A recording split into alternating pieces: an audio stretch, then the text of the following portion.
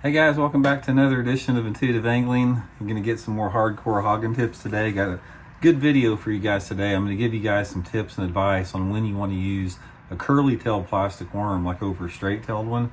And I'm going to give you guys the situations that I like to use them in.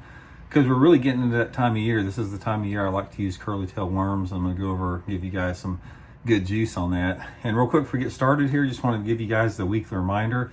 Anybody out there interested in becoming a member of the channel, all you have to do to become a member of the channel is to just go to my homepage. You can click on Intuitive Memberships. There's a little icon there. It says, I think there's a play button that says Intuitive Memberships. Or you can go to the About section and click on Intuitive Memberships and become a member. A member is a great way to support the channel. You get extra videos every single week that aren't seen by the public, access to my personal email address for your fishing questions for some memberships. And it's just a really good way to help out here if you want to help the channel out. Much appreciated. Okay guys, let's talk about worms. You know, plastic worms, arguably or not arguably, they are the #1 bass catching lure of all time. There's not another bait out there that's caught more fish than plastic worms. And there's been curly-tailed and straight-tailed worms for 60 years. They've been around forever. But there's been some modifications into the type of curl tails. And I'm going to sort of go over the three basic ones that I like to use, to sort of tell you guys when I like to use them. First of all, you know, these worms, I don't care if it's a straight tail or a curly tail, they're going to catch fish all the time, but there's going to be certain situations where you get more bites by using a curly tail worm, and that's what I'm going to go over. So the first one I'm going to talk about is the standard ribbon tail worm. This is a Zoom Old Monster. By the way, guys, if you're interested in any of these baits, you can get them at Baitworks in Springfield, Missouri. Links in the description. It's another good way to help the channel out. But this is the ribbon-tailed Old Monster worm. This is one of the most oldest profiles of curly-tailed worms out there. It's been around forever. Guys, this is a really, really good worm for when you're casting a worm, like more out into open water and on bare type of cover. Occasionally I'll use it pitch and flip, and most of the time I'm Texas rigging a ribbon-tailed worm where I'm casting like on open points, on ledges, on drop-offs, around brush piles, that type of stuff. The ribbon-tailed worm works really good if you're fishing more open water, deeper water, that type of deal. There's just something about it that works really good in that situation. Another time that I use a ribbon-tailed worm is if I'm swimming a worm. Now, you guys have heard about swimming jigs before, but guys, another really good way to catch them is swimming a worm. I set a central program record at Truman Lake several years ago. I had almost 26 pounds the second day of the tournament. Set a weight record for that, swimming this Old Monster worm around stumps and laydowns. You can take like a 3/16 ounce sinker, and you can swim a worm with a ribbon tail on it just around the same type of cover you'd use a jig for swimming. So this is a really good bait for that. Also, you guys will find out that ribbon tail worms, if you're fishing grass, like some type of milfoil, hydrilla, eelgrass, that type of stuff, you get more bites on a ribbon tail worm for the most part. So the next one is a curl tail. Now this is a Zoom Magnum Ultra Vibe worm. It's got the curl type tail on it. This is a real popular type of a curl tail on it. It's a tight curl tail, and this curl tail, it wiggles and waggles and pushes out a lot of water. It creates a lot of vibration. It creates a lot more vibration than the ribbon tail does, probably 10 times as much.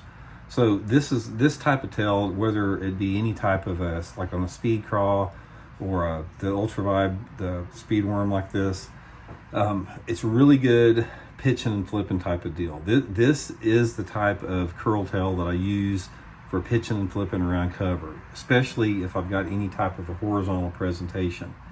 The time that I'm using this type of a tail is if I'm pitching the bait where it's over something, like it's over a limb, it's over a twig, it's over something where the bait is falling vertical, just straight like this. It's not falling horizontal like the ribbon tail. It's falling straight down, more in a pitching and flipping presentation. And you'll find out on this type of a curl tail that helicoptering action with it falling straight down, there's something about that will generate strikes in a variety of different water clarities. Clear water, dirty water, whatever.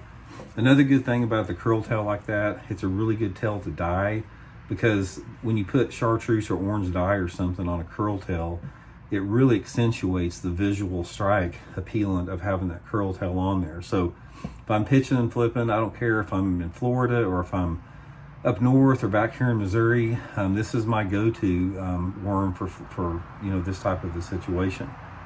Now the next one I only use three basic ones, is some type of a double curl tail. This is the Zoom Z-Craw worm. Guys, this Z-Craw worm, I don't know if you guys have used it. This is becoming one of my favorite worms. I've been catching a ton of fish on this bait here. So anytime that I'm using a double type trailer like this on a worm versus a single tail, this is a really, really good setup when you're fishing in the summertime in super hot water. When that water is above 80 degrees and those fish are around any type of shallow objects like dock, brush, stumps, shallow grass, that type of stuff, you get a ton of bites on this double tail. This has been a really good thing. This Z-Craw worm has just been a killer for me in the summertime of the year. So a lot of times what you're going to find, guys, is that when you're trying to decide between some type of a curl tail and a straight tail worm, like the old cream worm or trick worm or robo worm or anything that's got a straight tail, a lot of it has to do with the mood and the personality of the fish. You will find out that a more aggressive bass will hit a curl tail worm. There's something about it, the thing moves more. If the fish are more aggressive and actively feeding, or if you're in a situation where you have like cloudy skies, overcast skies, windy days, anything that makes the bass more aggressive, the curl tail will outproduce a straight tail. Straight tail worms tend to work a little bit better on tough fishing conditions. If you've got bright overcast skies, post front conditions, clear water situations, a straight tail worm does not telegraph itself. It doesn't put out much vibration and that type of stuff. It's more of a subtle presentation, and that works better under tougher fishing conditions. But anyway, I hope that just gave you guys sort of a foundation about it. Like I said, all worms are going to work at any time. But for me, the time that I like the curl tail worms are like from now until October. For the rest of the year, guys, I use a straight tail worm or a jig a lot of times besides this time of year. But this time of year, I'm going to something with a curly tail on it. So thanks for tuning in, guys. Much appreciated. And please hit that subscribe button and that notification button. Still, half of you dudes out there are not subscribing that are watching these videos, man. Just hit that subscribe button. Show the channel some love. Me and my family would much appreciate it. And we'll talk later.